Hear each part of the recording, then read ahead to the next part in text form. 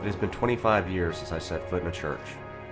Spiritual in my own mind, I found strange comfort in ripping apart every Christian when they took their hypocritic pulpit.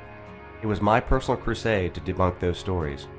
Wrapped in a cloth of anger, I found solace in picking apart someone's conviction, because they never really seemed to believe. They always seemed to be going through the motions out of a fear of God and not from a personal commitment. For whatever reason, I hated organized religion. I've read the histories and I know what religion became: a government of the masses. It became control, not free salvation. If you didn't agree, just start another denomination.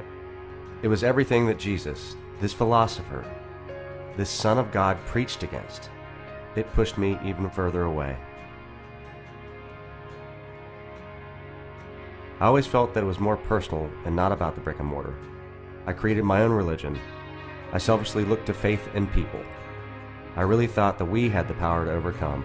Forgetting Adam and Eve, I was angry and stubborn. I thought I could be God with a little g. I was strong enough to influence others to do the right thing, right? I did everything I could, but my shoulders grew heavy. I tried with everything in my soul, but it wasn't good enough. I found righteous anger to fuel my confusion and my desperation. But still, my confusion didn't give me solace. Broken, my sister brought me to Vinings Lake. After all, the last person that can take me to church was her. She never read the Bible. She was the one I protected. Her love of God was a weakness to me, unfounded after all. So I came, so lost, so tired. And sitting in that chair, I heard the first song.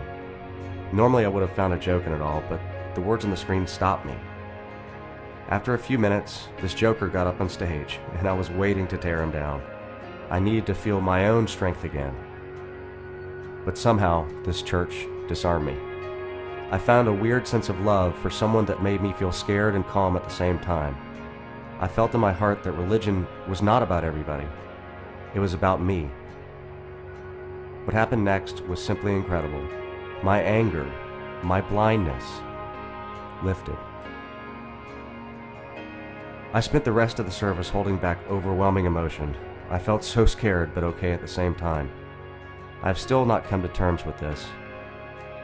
After the service, when I got to the car with my sister, I wept. I didn't cry, I wept. I think there's a big difference. Weeping is about complete release. I wept because I surrendered.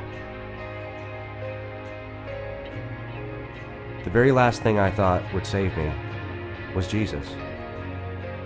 But for some reason, this church helped me let go of the control and allow Jesus to touch me. It was personal for the first time. It was okay to feel him, knowing I was a part of him and he was a part of me. I gave in, succumbed to the frailty that I never really accepted, and I surrendered. I surrendered.